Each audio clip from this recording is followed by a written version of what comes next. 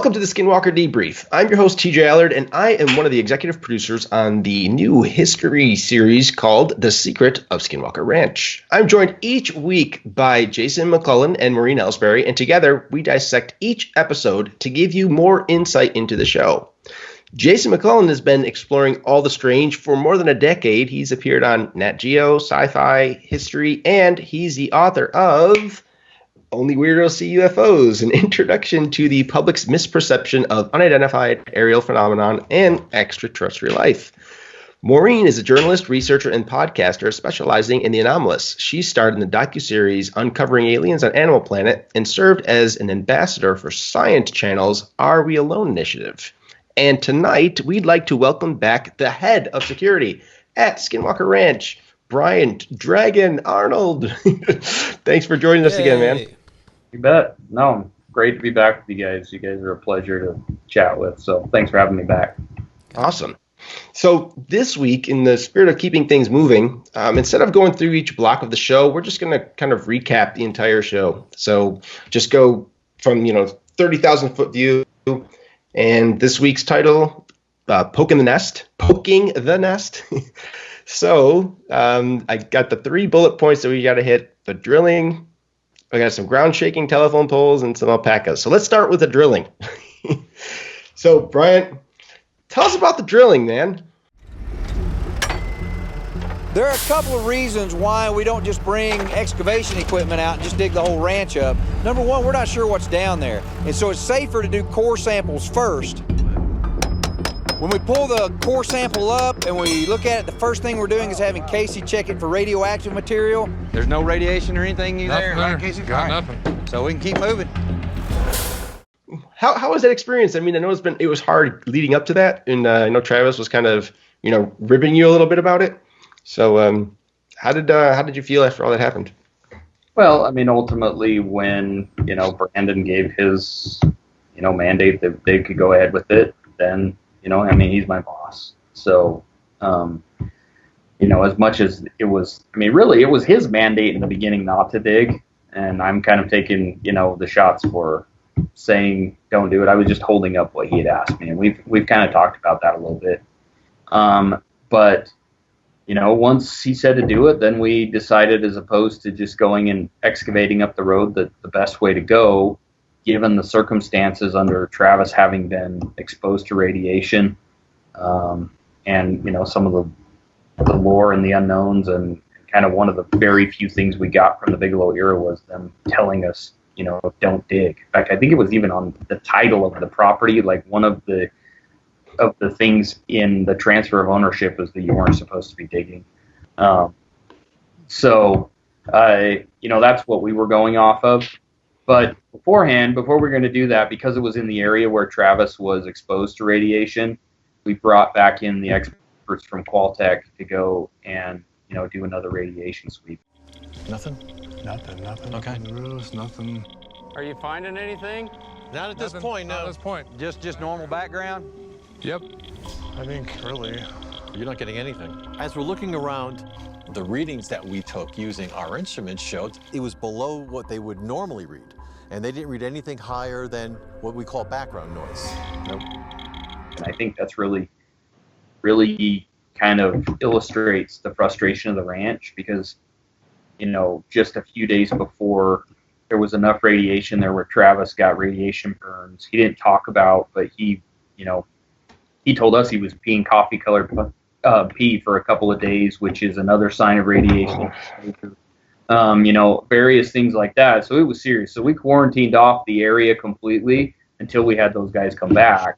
And then when they came back, they didn't even measure. They measured trace, just basically background noise, radiation. And radiation doesn't just up and leave from an area. It's either there or it's not. And so, what could be causing radiation to be there one day and then not another? Enough radiation where it's going to cause physical burns and harm and set off a meter that's made to measure that sort of thing and then be completely gone. So, once we got the green light on that, we made sure he stuck around, and we started drilling so that, we could take core samples and make sure that we weren't poking that radioactive hornet's nest, if you will. So I guess that's the title, Poking the Nest. focusing on that. I think that's very interesting because we talked to Eric about that last week a little bit, and he mentioned kind of the same thing. We asked about whether or not the well water had gotten tested for radiation, and he reiterated the point that it was, this bromine sort of effect. So it's interesting to see where the radiation tests spike and where they don't. Yeah. The transient nature of it is just mind-boggling. That, I think, is the biggest. It's not just the radiation, the radioactivity. Right. All the electromagnetic stuff and everything. It could be in one spot and then move to another and everything. So, and that is definitely one of the big frustrations. Is it's such a transient thing that it moves around, and what to prepare for and what not to prepare for. No, I know we brought in the tribal leader or the someone to come and bless the land. I don't want to misspeak, and we're going to have Jim on, so I'll ask him more in depth about that because I know that's kind of, he's got these great relationships with the Ute tribe, so I let him speak to that stuff. But I know when he came in and did that, the offering, the tobacco, and.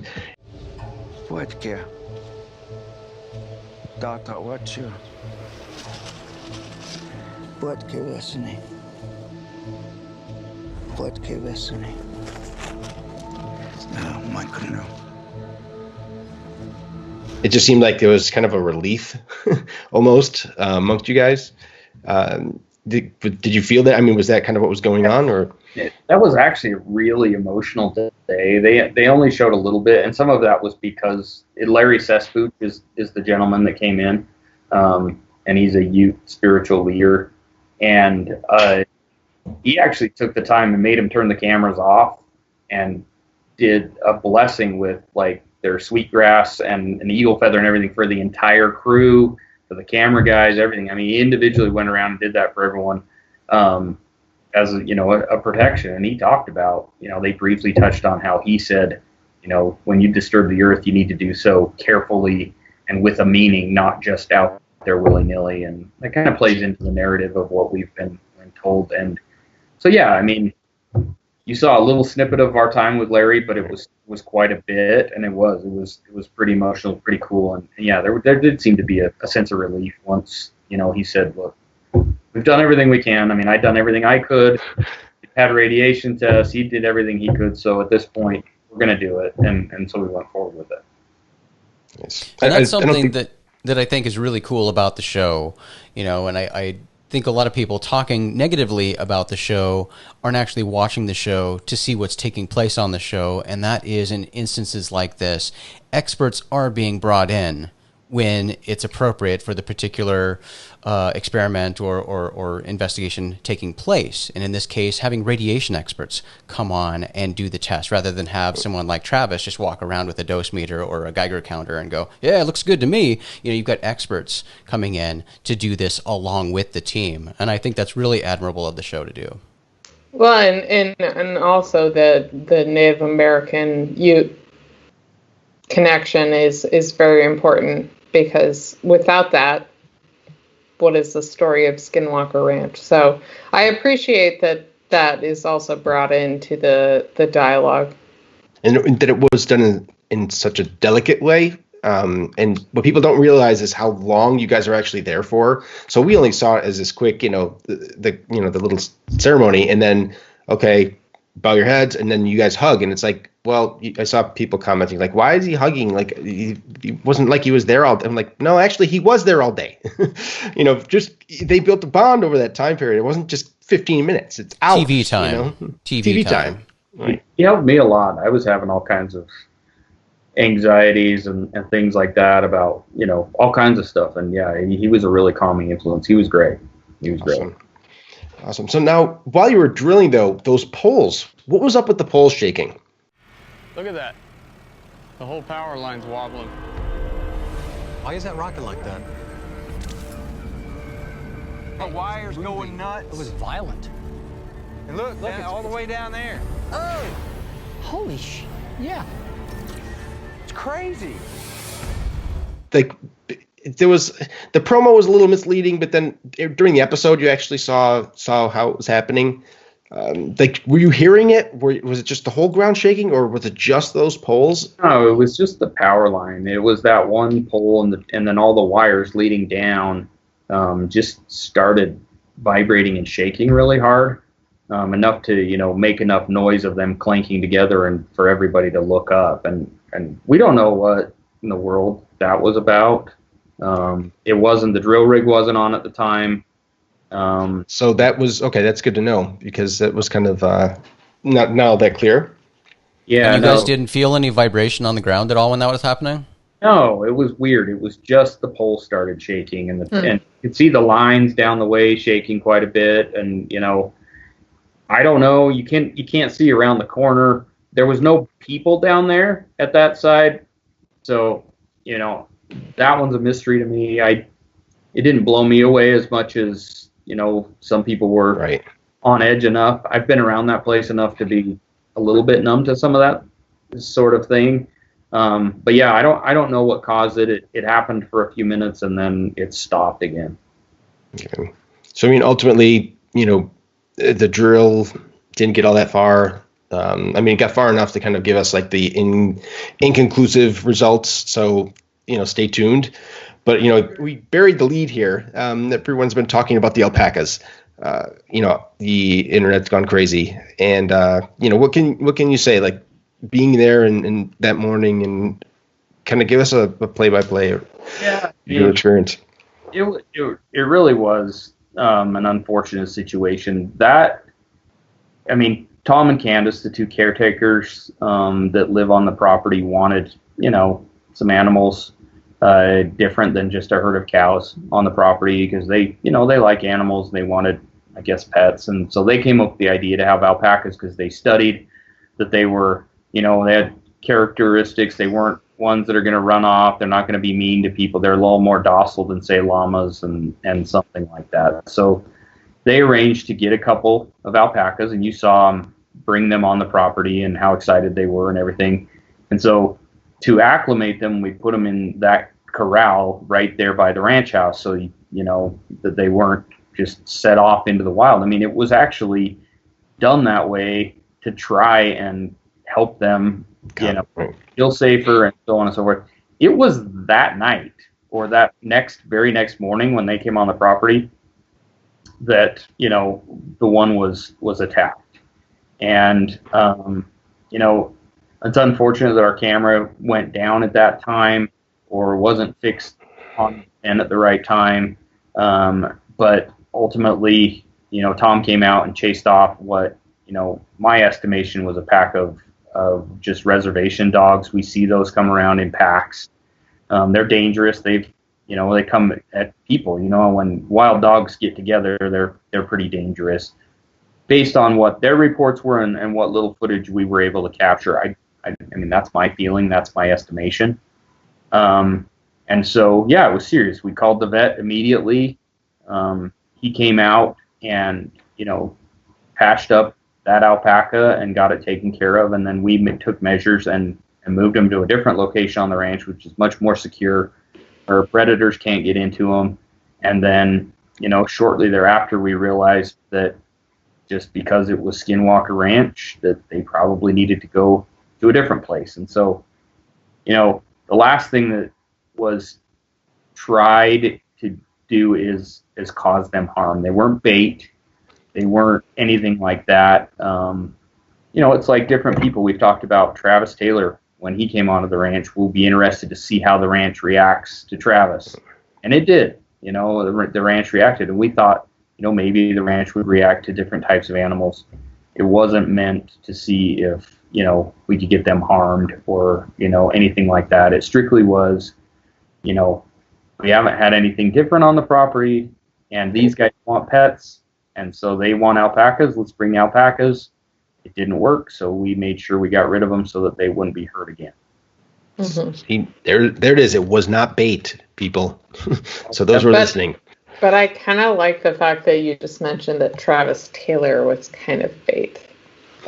No, I would have been okay with him getting shooting on.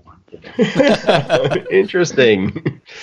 I can see that connection. You know what's funny about that is the way, again, it makes it like Travis and I hate each other's guts.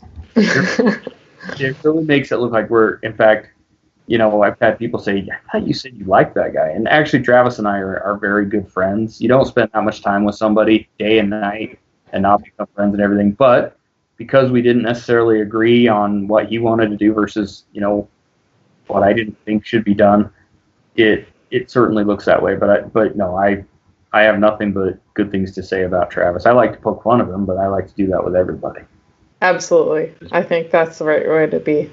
I wish more people watched this, because this is who you really are. Like, not that you're acting on the show, but you don't get to. No, you're not. But you don't get to see this personality come out as much, you know, because you're seeing it all in a microcosm of a quick clip, like a facial expression, you know, a reaction, and it's, you know, nobody gets to talk to you or have a conversation. And I wish people could see this. Like, you're a real person. You're a dude. You know, you're working. Like, not that's acting. what he wants you to believe, right? Saying that I make facial expressions? Come on. I mean that's why it's so hard with the internet. It's like people don't understand that you're a real person, and you clearly are involved in the investigation. We've talked about it already in depth because you've been there from day one, and it makes sense, but people don't understand it, so they think you're just like running around the ranch with your guns and willy-nilly, but it's not what's really happening. No, and it's okay. You know, there's definitely times when, you know, if I need to get pissed, I'll be pissed, and I've told them already I'm an equal opportunity asshole. I've said that to them before, you know, and if occasion calls for it, then sure. And if I feel strongly about something, sure. But, you know, at the end of the day, I'm there to do a job, and we're just going to do it. No, and you're doing a great job of it. I mean, look, the criticisms are all personal attacks online, and it's just BS. I mean, I don't know. I just shut off the internet is kind of my latest, my latest response to stuff. Because I'm looking through stuff, like trying to find questions for you to ask, tonight. It's like, you know, it's the same people harping on the same stuff. And it's like, well, no, you have an opportunity to ask him something. Like, this is what you're going to say? Come on. So, you know, I really love this dialogue with you. And I want people to like hear this and say, oh, shoot, next time ask da-da-da, you know, let's get more info out of him. Like, how are you feeling out there? You know, so you know what? Let's just go right to these questions. Maureen, do you want to go for the first ones from the viewers? So BB asks, my question is, when the 30 years of experience in the area, DVM, came out, what was the answer when he was asked what kind of animal do you think attacked the alpaca? I.e., ever seen anything that looked like this attack before? So you're talking about, I guess they're talking about the vet that came out when the alpaca was attacked. And I don't necessarily think that he even speculated on what type of animal it was. He briefly touched on it. He was really wanted to shy away from associating himself with the whole cattle mutilation, stuff. And so you saw that he gave very, very short answers to the questions. Yeah. Due to the fact that there's, he's a professional and he doesn't want to, put himself out there that he's going to say, yeah, it's something unexplainable, mutilated. He did say that the cow that had its tail missing, they couldn't tell if it had been cut off or if it had been bitten off by something. So because the nature of the wound was such that it was pretty clean, it didn't look like it was torn. And so that's that was when he spoke to, the cow that he was called out when the Shermans owned the property, that he knew. His speculation, because there's so many different animals around that area that are dangerous predators, it could have been a mountain lion, it could have been, dogs. It could have been coyotes. There's a number of not crazy dire wolf type creatures that live in the area that could have done that damage to the alpaca. Yep.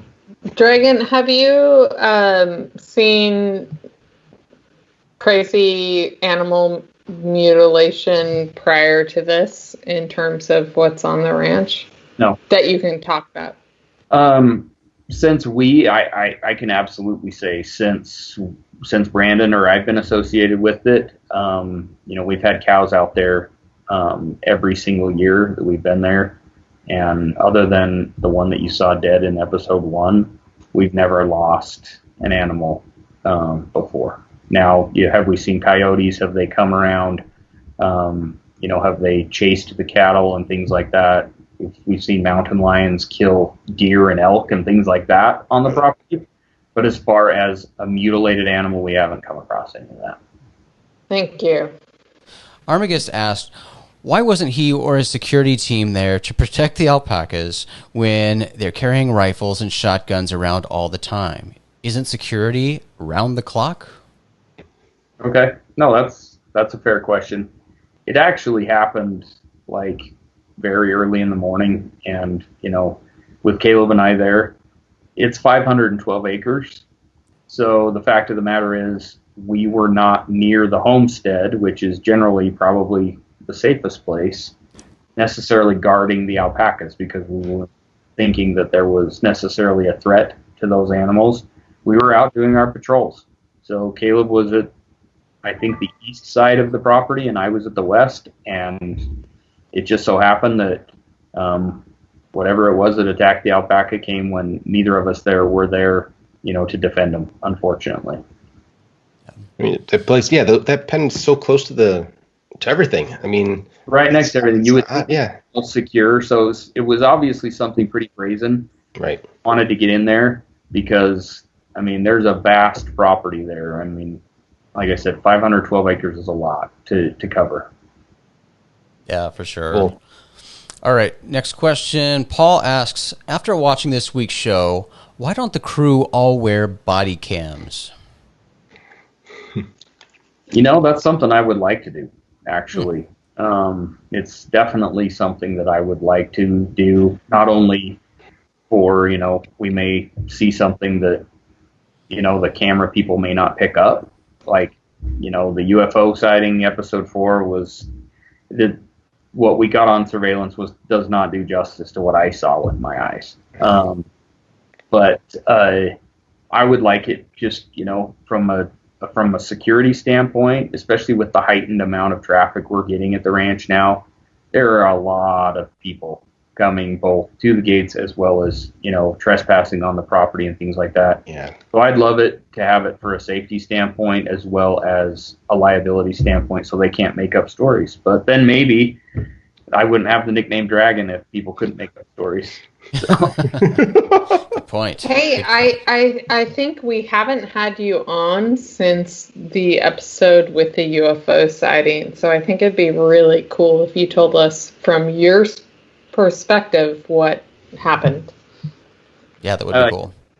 Yeah, absolutely. So I've always just kind of held to the fact that I didn't want to make up any stories. That I refuse to make myself part of a narrative when it comes to that type of thing. You know what I mean? I'll talk about the job that I do out there, but if it comes to experiences, I'm not going to make stuff up because there's too many people that do that, and I won't.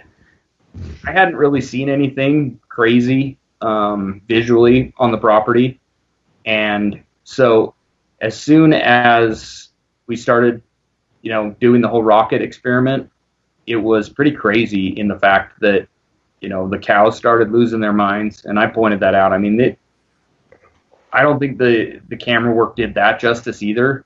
The cows were literally slamming into the gate of the fence, trying to get as far away from that area as possible, and so that was weird. And then, as we were starting to fire the rockets, we hadn't, we picked up a little bit of stuff on the instrumentation, destroyed some instrumentation, and right as we were getting ready to launch that rocket, at first what I thought I saw was like the cameraman's drone that was in the sky, because it was dark when I first saw, this shape, and I thought, what is, Anthony's drone doing? And then I looked over and I saw Anthony was holding his drone in his hand. He didn't have it in the sky at that time. And so, that's when we all kind of went, wait a minute, what is that? And we see this thing come into view, and it was, it was kind of this type of your kind of prototypical shape. And it was dark at first, and then it turned and it glinted really bright, as if something was either reflecting off of it or it was putting its own light off. And then it sat there for probably 6-7 seconds, and then kind of just dissipated into a speck and was gone. And it blew my mind. I'd never seen anything like that. You heard Travis, Dragon, you finally seen a UFO, type of a thing. Love the voice. And it was crazy. It really was. It was really crazy. So it changed your mind of what sort of you've been investigating this whole time, maybe, or not?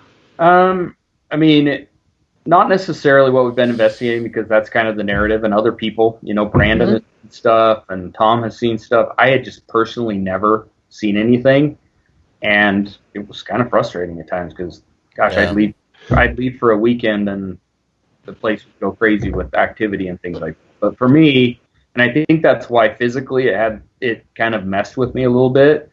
I don't know that it was the electromagnetics or anything like that. I think truly my mind could not wrap itself around what I had just seen. And so, my heart started to race, the adrenaline was pumping. It truly was, it was life-changing. And I've told people, I will take it to my grave. I know what I saw. Right. You could say, it was this and that, but it truly is something that I will always have had that experience. And I can close my eyes right now and see it as if it was, That's awesome. Day. You can hear all the stories, in the world, but nothing substitutes personal experience, right? Even people you're very close with, you can hear their personal stories of things that they saw or said they experienced. And that's all well and good, but to you, that's just somebody's story. When you experience it for yourself, that's a completely different situation. Yeah, I was shaken. I called family and was like, they're like, what is going on? I'm like, wow. Why? Because I was like, I just saw a freaking UFO and I don't know what it's about. I don't know what. That's awesome. Next question's from Facebook. This is from Sonia Hultberg. And she said, even though the activity is transient, have any patterns been found outside of introducing new people or animals?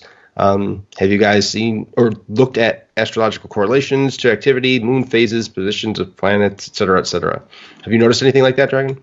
That's probably a better question for Eric. Yeah, as I was reading it, I thought so too. That kind of stuff. Yeah. Yes, that's the good thing about Eric, and I can speak to that. You guys have had him on. That guy, he's brilliant, and he does, as I mentioned, I think the first time I was on, he's going to go through every sort of data that he has and make sure that something is legit before he'll put any findings out. So as far as patterns go, that's actually part of the frustration that I spoke of a little bit earlier, is that it doesn't seem to have follow a pattern or a map. It's just the only pattern is that it messes with you one day and it doesn't another. So the next question's from Susan Kaminsky-Mormando. She says, I want an update on Jed the alpaca. I think I covered that. Yeah. Jed's living happily on another ranch. Nice. Excellent. Next question is from Ashley Kokurik, and she asks, what is the worst and best experience Bryant had on Skinwalker Ranch? Well, we just discussed your best experience seeing the actual UFO. So what was is that the best? Yeah. What's that? Oh, is that the? Oh, I'm sorry. I'm making an assumption. You're right. You're right. I'm making an assumption. My bad. It was definitely, the most, amazing experience I had was, definitely seeing that UFO, because I'd never had that. But I think the best experience was just having the opportunity to associate with a whole bunch of different people that otherwise I never would have had the chance to. Larry Sesbuch, the Native American guy. We had another guy, Jules, and I can't remember his last name, from the Navajo tribe that came out. Both incredible people, different perspectives, associating with Travis. He's a brilliant guy, and I would have probably never had that opportunity. So I think the friendships and the association to me are the best experience that I've gained from it. But definitely, as far as the most exciting and, mind-blowing and things like that, was definitely that UFO experience. And then, negative experiences, seeing people get hurt, seeing the animals get hurt, feelings I've had where it's almost like, an impending doom feeling, and I have to get away from that part of the ranch. There's really dark, ominous places that, sometimes are that way and others that aren't. But for the most part, I honestly will say my experiences on the ranch are 95% very positive. I love that place. It's my favorite place that there is. I think that's one of the first things you said to me when I met you, like that this is one of your favorite places to be. It's like, all right. Well, talking about these positive relationships you've developed and these positive feelings you have for the people you've been able to work with, you're really working hard to destroy your TV persona. Dragon hates everybody. Yeah, I know. That's what everyone thinks. But he's a wet blanket. Hey, you know what? Wet blanket.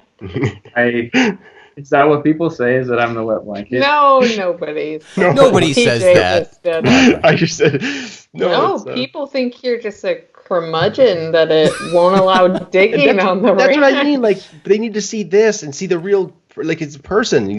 See the real Bryant. Well, I mean, that's like what Eric we've been too. trying to say. Yeah, Eric too. Everybody thinks that everybody on the show is a curmudgeon, but Eric actually is. But yes, he is. No, and it's very opposite from what the case is. You're out there for the best interests of everyone. You're a nice guy, and you're doing your job. You're doing your job. Yeah, it's not like you're not at Disneyland. This isn't just a fun thing. Yeah, exactly. Right. No. Maybe you are a dig master. I don't know. What's dig master? Am I missing that? Is that a thing? I'm not. It is now. Hashtag dig master. Dragon dig master. No, I'm just a big cock block on the ranch. That's what. That's what I am. Yeah. So. And you do it well. Oh, thank you. I gotta agree. Well, thanks again, man. Seriously, for coming on. Yes, thank you, Bryant. Show on my end with the lights and everything. I apologize. Not at all. I'm glad we. Who knew that I would have better success on Skinwalker Ranch than I would in a multi-million-dollar? Right? Hey, look, we've been having all sorts of problems with this podcast in all of our homes, so well, not a surprise. I've enjoyed watching them and listening to them, and you guys are great. I'll have these discussions anytime. Very cool. Well, we will have you back again very soon, and I know there's the panel coming up. Maureen, when is this panel? Why don't you guys plug that? May 30th, I will be moderating a panel featuring Bryant or Dragon, whichever name you want to know him by. Thomas, I think, Eric Bard, principal investigator of Skinwalker Ranch, and TJ. And Jim. Oh, and Jim. I didn't know. Gonna be a full house. And Jim. Yeah. So it's going to be a really great time. If you have any questions, please send them to contact@rogueplanet.tv because we will ask them if they are relevant questions. And Maureen, mention the website and tell people how they can register for this wonderful panel. Oh, thank you, Jason. allthestrange.com. So yeah, it'll be a free full day event, May 30th. We're going to be talking about Bigfoot, UFOs, Skinwalker Ranch, all the strange, as it's called. Awesome. And if you guys have questions for the podcast, Jason, where can we send them? How do they get a hold of us? Again, just like Maureen just said, email is fantastic. Contact at rogueplanet.tv. But we're all over Twitter too. You can always reach us at SkinwalkerPod on Twitter. Awesome. Thanks again, guys. And that's it for this week of the Skinwalker Debrief. Be sure to join us next week when we welcome the ranch manager, Jim Morse, for the first time ever on the show. So thanks again, man. And we will see you guys later. Thanks, guys. Thanks.